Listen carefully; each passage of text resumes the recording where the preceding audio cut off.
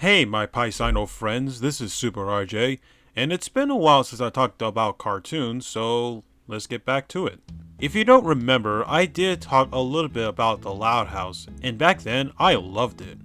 It was the show that saved Nickelodeon from being terrible, but over the years I've noticed the difference of the show itself. The show used to have great characters, good stories, good morals, and funny comedy. But during the middle of season 3 and watching season 4 all the way through, I started to realize The Loud House is no longer as good as I remember it. And it has nothing to do with the show's creator Chris Ovino being fired because of his actions. No, there are more problems with the series. The writing and the characters are downgraded, it's not that funny, the stories are unoriginal and rehash of past episodes, it's no longer realistic, and to top it all off, it doesn't stay focused on the main premise and the main character. What I mean is that the series doesn't have a lot of episodes about Lincoln interacting with his sisters. Instead, they keep making episodes on characters interacting with their friends or love interests, conflict with the parents. Heck, they even made episodes starring the side characters, even though the name of the show is called The Loud House. Speaking of which, even the main character Lincoln is left out in season 4, because not only has less episodes feature him, but also he doesn't have a lot of development. He doesn't do anything interesting, doesn't try new things, he feels dumber than he was supposed to be, and he doesn't seem to have grown that much. One of the things I want this series to do is to grow up. I wanted to see the characters grow up and step into a new chapter in their lives. But it feels like the people who worked on this series spent less time trying to evolve and didn't even try to. Although I am happy we get new episodes featuring the other main characters aside from Lincoln, but that doesn't mean they can't throw the premise out the window and care less about him. After season 4 was over, I wish that season 5 will fix the problem that season 4 has, and make it better since they announced that this season is going to be focusing on the characters who are now in a new age, new grades, and a new school. Lincoln is going to middle school, Lori's going to college, and Lily is going to preschool. In fact, season 5 will start off with a special with this new direction called Schooled. They are still putting E and D at the end of the word whenever they make a special, huh? But anyways, when I heard this announcement, I hoped and prayed that season 5 won't be a disaster. But then the commercials for the episode came in, and I was really worried about the direction this episode's going. And when I watch it, it was exactly how I imagined it would be. I'm not joking guys, this episode made me frustrated and disappointed at the same time. And this is the point where I consider that The Loud House has officially given up. Now before we begin, I just want you to all understand that this review is based on my opinion and my reasons why I quit watching the show. So if you guys still like Schooled and you still keep watching The Loud House, that's all good. So without further ado, let's dive in. So the episode starts off like a classic Loud House opening. It's another chaotic morning in the Loud's residence, and Lincoln tells the audience what's going on. He said everything has now changed. He and his sisters are now a year older, Lori's finally going to college, and Lily's going to preschool for the very first time. And the most important thing of all, he's going to middle school. So I will admit that this episode starts off just like a classic Loud House episode. It's been a while since we've seen this main setup. I just do wish they do this new setup of the kids growing up and go to a new school in season 3, but I digress. However, the beginning goes downhill. The kids are all dressed and heads downstairs for breakfast, and we see Lin Sr. is sad because his kids, like I mentioned earlier, they're all getting older, and so he decided to make a very special breakfast for the whole family. I like Lin Sr., but his running gag of him crying in an over-the-top manner is getting old at this point. Anyway, he made a special breakfast for his family until the kids rushed in and gobbled up all the food. That came straight out of nowhere. At least Rita did call them out for being careless about their dad's cooking, and told them to go back to the dinner table and bring him some love and respect. We cut to Lori finish packing, and she's all set to go to Fairway University, and then we get a really short scene where the family says goodbye. I do find this scene heartwarming, but it feels very forced. It would make much more sense if the beginning also shows Lori spending with her family one last time, and then we get a minute scene where Lori says goodbye to her family, and her family wishes her good luck. So Lori droves off, but Leni comes out and tries to ask her what should she wear for school. Apparently, Leni doesn't know what clothes she can wear by herself, all because Lori is not there helping her. Now, here's something I want to point out. Leni is one of my favorite characters on the show, but recently the writers just have a hard time writing on her character. Leni is supposed to be an airheaded girl, but sometimes they treat her like she's stupid. There's a difference between a character being stupid and an airhead. A character being an airhead is someone who does have intelligence, but sometimes they don't know their surroundings and what's happening right in front of them. And also they can be a bit foolish. A character being stupid is someone who has less IQ and do dumb decisions. Leni is an airhead, but apparently the writers think it's funny to see Leni couldn't figure out what clothes that she wants to wear, even though she's a fashion girl and she has a job working at a clothes store in the mall. But back to the episode. Not only we have the main plot about Lincoln going to middle school, but it also has a couple of subplots. And instead of going through the episode chronologically, I'm going to talk about these plots separately, and then I'll talk about the main plot in the last part, if you're all okay with it. Let's do Leni's subplot first, because it's the shortest out of all of them, but it is the worst one. After the kids go onto the bus, Leni comes out in this unmatched outfit, and she gets into a preschool bus, the bus that Lily is supposed to be in. Leni should know that she's a grown teenager who goes to a normal high school. But I guess she's too stupid to tell the difference between a preschool bus and a normal school bus. This is the same thing like the episode Tripped, where the family accidentally, quote unquote, go onto a prison bus instead of a normal bus. There's nothing else to say, it's just that the entire subplot is just Leni interacting with the children, and the entire humor is nothing but Leni's stupid jokes, and once again it just contradicts her personality. Heck, even Patrick will come up to her and say, "Okay, I know I'm dumb, but at least I know I had a brain. But it seems to me that you sometimes think you don't even have one." Next is Lily's and the parents' subplot. The parents drop off Lily to school and they tell her teacher that Lily is completely potty trained, so she is all good to go. Back at home, Lynn Sr. and Rita decided to have some fun since all their kids are not home. And they don't do what other parents usually do when they're all alone. Hint, hint. But later on, they get a call from Lily's school saying that Lily made an accident, so they had to potty train Lily again so she can get back to school. But they have a hard time getting Lily to the bathroom and convince her to do some more potty training. I think this is the best part of the episode because there's nothing in the subplot that annoyed me or felt out of place, and Lynn Sr., Lily, and Rita didn't feel out of character. It's a simple plot that I can sit through.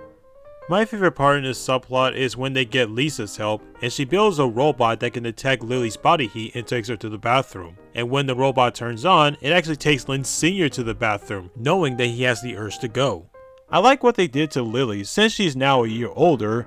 I like that they wanted to give her more of a character by knowing about her surroundings and the other characters' actions. The ending is also really sweet, where the parents discover that Lily actually is still potty trained. So they come down and talk to her and say that they know what she's been doing, and they're not really mad at her. They understand why she did it because she's not ready to go to school, and tells her that it's okay that she can stay home whenever she wants. Then at the end of the episode, when Leni shows Lily what preschool's like, she actually thought it looks fun. So she rushes to Lynn Sr. and Rita and tells them that she wants to go to school right now, and that is how you make a subtle plot. Now there's Lori's subplot. This one almost has the same screen time as the main one. Lori arrived at Fairway University and started moving into the dorms, and the first floor she picked is the floor that's based on silence. No, literally, whenever Lori talks or makes a sound, even the tiniest sound, the rest of the students keep shushing her. Because, you know, being quiet while playing golf is all about patience and concentration. Yeah, so since this university is based on golf, for some reason, the owners and the staff thought it would be a good idea to make the entire university to be themed to golf. And that's what this whole subplot is. It's just Lori tries to find a perfect floor so she can get some peace and quiet and feels comfortable. But all the floors she picks is still being themed to golf. There's this one floor where the students keep launching golf balls everywhere from the rooms and the hallways. There's this one floor where her roommate is a caddy and all she does is analyze Lori on every single move she makes and being helpful. And the last floor she tries is covered in sand and she decided to go back home because she couldn't take it anymore. And personally, I actually don't blame her, but I'll get to that and the ending of this plot later on. Here's another criticism I had with The Loud House recently. One of the things the show wants to be is a slice of life series, where the characters live a normal life, go through real world situations, and learn really good lessons. And sure, the show does have cartoony elements, but I don't mind it when the show does do some cartoony stuff. Like when the kid starts fighting in a fight cloud, that's fine. When the animals interact with the humans, it being 25% anamorphic, that's fine. If there's slapstick, that's also fine as well. But nowadays the show doesn't want to stick with having a down-to-earth tone. Instead, they do a lot of over-the-top stuff. It also seems that they don't care about the show's logic and rules. Like how in The Mad Scientist, where Lisa uses time travel to get back to her family, after she regrets of staying in the Science Institute. Then there's the ending of Washed Up, where apparently the Loch Ness Monster exists in this world. Heck, the show also implies that ghosts exist too.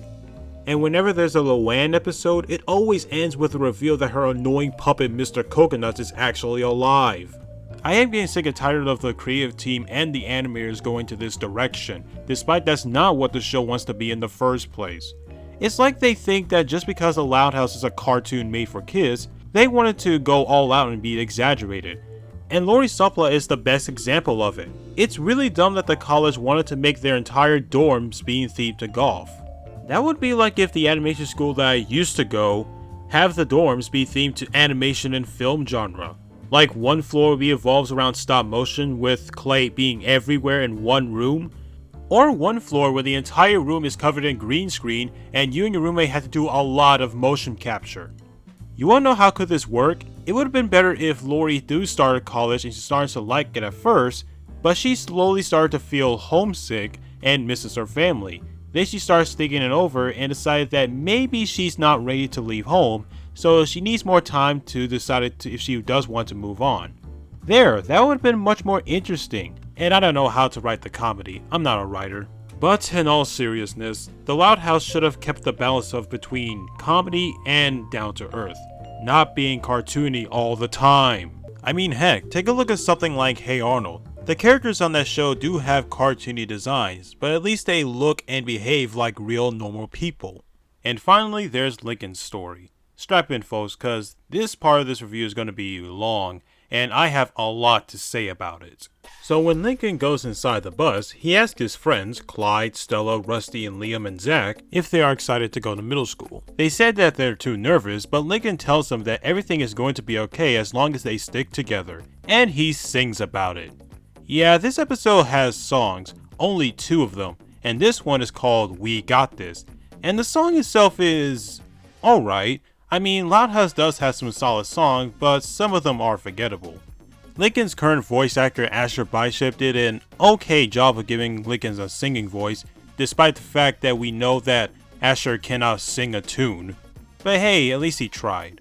So the kids gets to class and Lincoln is looking for his signed seat, but he couldn't find it anywhere, as it turns out that he didn't actually sign up for the same class, because his checkbox for signing the same class with his friends is covered with a flippy stain. So how did he not notice it and forgot about it? But anyway, the teacher tells them that he's assigned to Mr. Ballhoffner's class and it's located in a trailer outside of the main building. Okay. So Lincoln rushed across the hallways to get to class, but he was stopped by Lynn, who is the new hall monitor, which she mentioned it in the beginning. To me, Lynn is one of my least favorite characters on the show. She's just an annoying, egotistical tomboy who cares no one but herself and keeps gloating about how awesome she is. Even the characters acknowledge that she is annoying, and yet they didn't do anything about it. And treats everyone like they're part of the sports event, especially Lincoln. She is like the only sister who doesn't really love and care about Lincoln. She keeps pushing him down, calls him stinking all the time, keeps tackling him and pulling tricks on him. All the things she does in this episode makes me hate her even more. She constantly keeps giving Lincoln tickets, pushes him in other students' lockers, and gives her brother a hard time. No joke, there is this one part where Lincoln was just about to have lunch with his friends, but the school bell rang and everyone runs off to class. Then Lin shows up and gives him another ticket for loitering in the cafeteria. She especially doesn't even care about the fact that her own brother is now in her school and does not want to help him and teach him how to survive in middle school, which ruins the continuity from season 3 episode Middleman, where Lin wanted to teach him how to survive middle school. Now, I don't even like that episode because 1, it's Lin, and 2, that twist ending when Lin reveals she is the new kid that she keeps mentioning who had a terrible first day in middle school. I never believed that Lin would actually had a bad experience in middle school, since she is a strong tomboy, and it's stupid that she wants Lincoln to be like her. It's just that every time when I watch a Lin episode, it's basically the writers keep telling me that Lin doesn't need to change, she does not need to learn anything, she's going to be the exact same character that I'm going to get used to. I mean, she did become a little bit better in season 4 in episodes like Good Sports and Singled Out, but when On Thin Ice came along, she's back to the way she was since show 1, and even I have a feeling that she's going back to her annoying personality. So great job for bringing her original character back, you guys. You deserve a pat on the back. And no, she doesn't actually get any punishment for being a terrible hall monitor. At the end of the episode, she accused the principal for not using a hall pass and gives her a ticket. And just as when the principal about to get her, she just suddenly disappears and gets away with it. So back to the story, Lin does help Lincoln get to Ballhoffner's class, and it turns out the classroom is super hot, the students are miserable, and Mr. Ballhoffner is the most unfriendliest teacher ever. Now this character previously appeared in the episode Middleman, and he's just a normal teacher who has a normal classroom in the main building. But for some reason, the writers and animators decided to change this character. He's sloppy, he has bad breath, and has a short temper. He also gives Lincoln a hard time. He yells at him and keeps sending him to lunch detention. And to make matters worse, Chandler is in the same class. If you think Chandler was annoying before, then you're surely gonna hate him here. He acts like a generic school bully by picking on Lincoln, kicking and dismantling his seat, and gets him into trouble.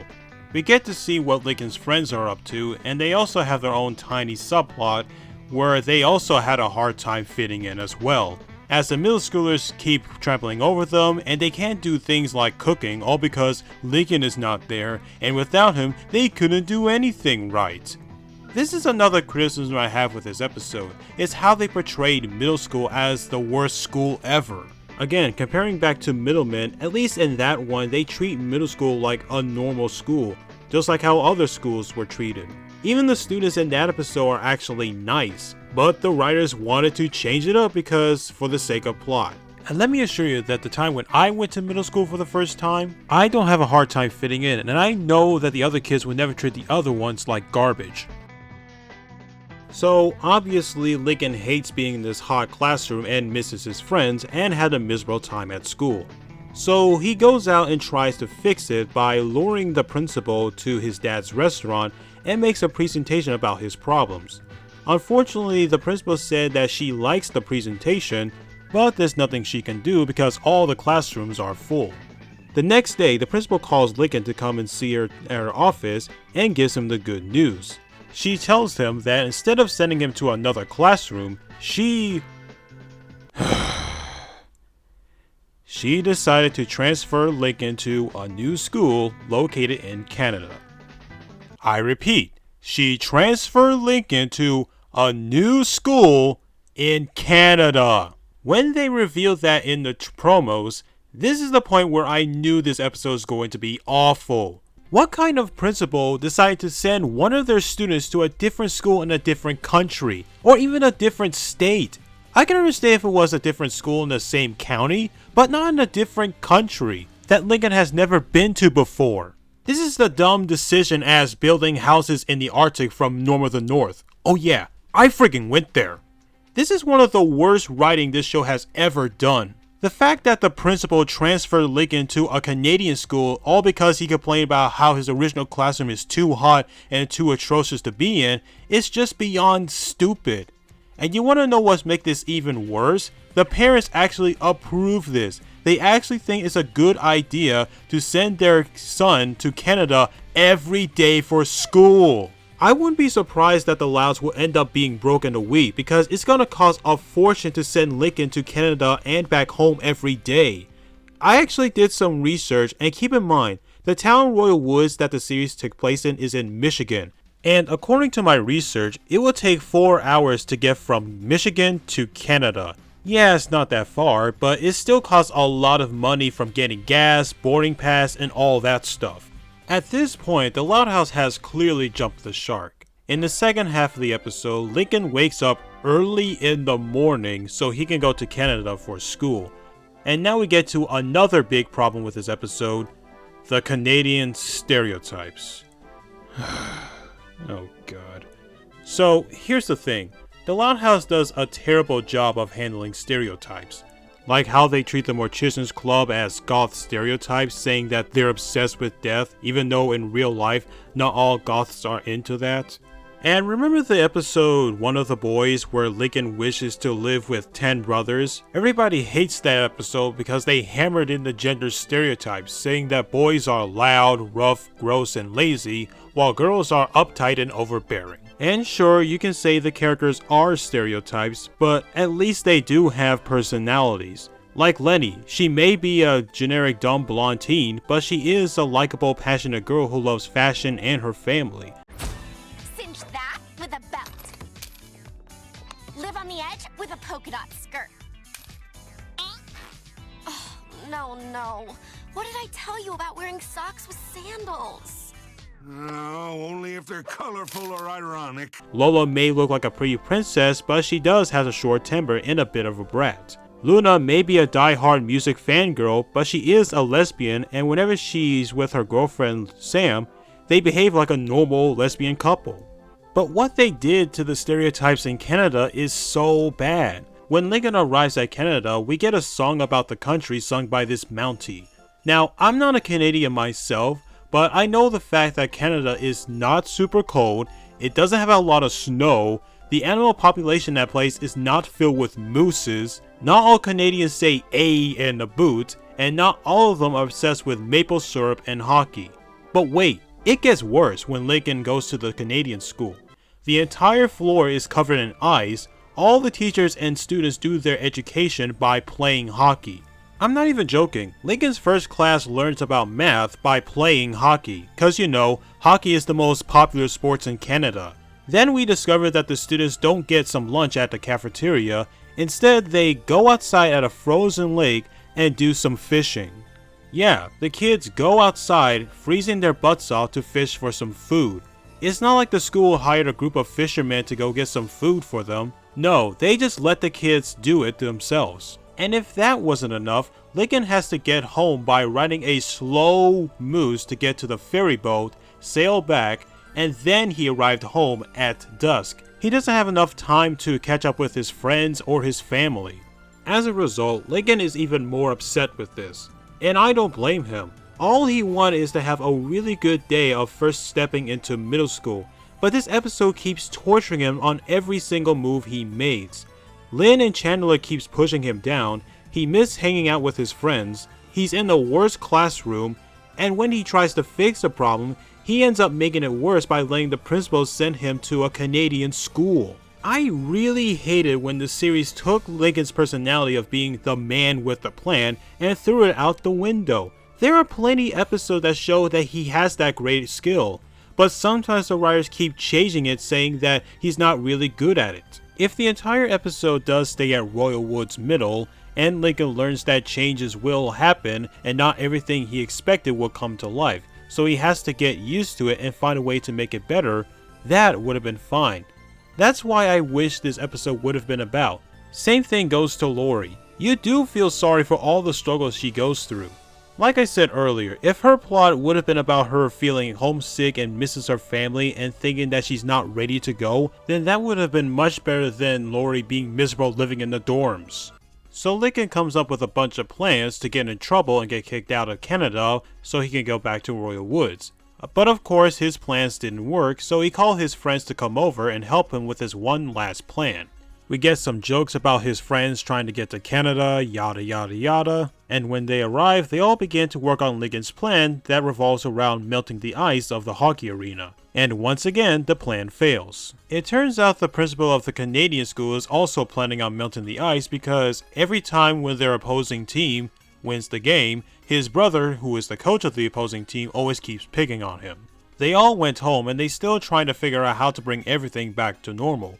But Lincoln tells them that maybe it would be best if they just accepted it, since it is his fault for being sent to Canada. Thankfully, the writers did put that moral I mentioned earlier in this episode, but the moral does not belong in a story like this.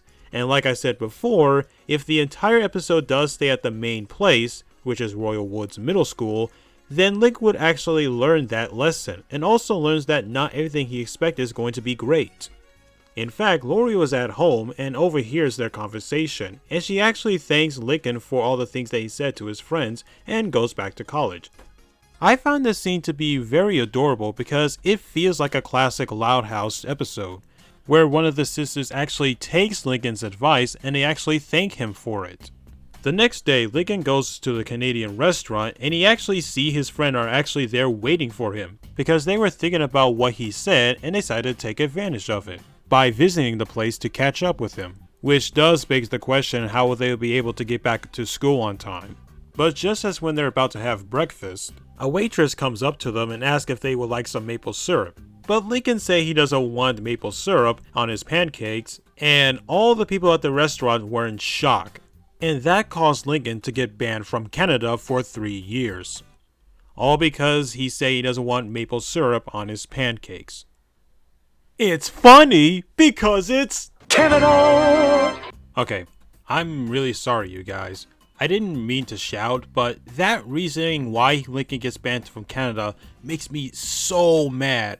I was so mad at it that I actually screamed at that point. I'm not even joking. I grabbed the pillow, shoved it to my face, and screamed because of how stupid it is. Because the Canadian stereotypes keeps getting worse and worse.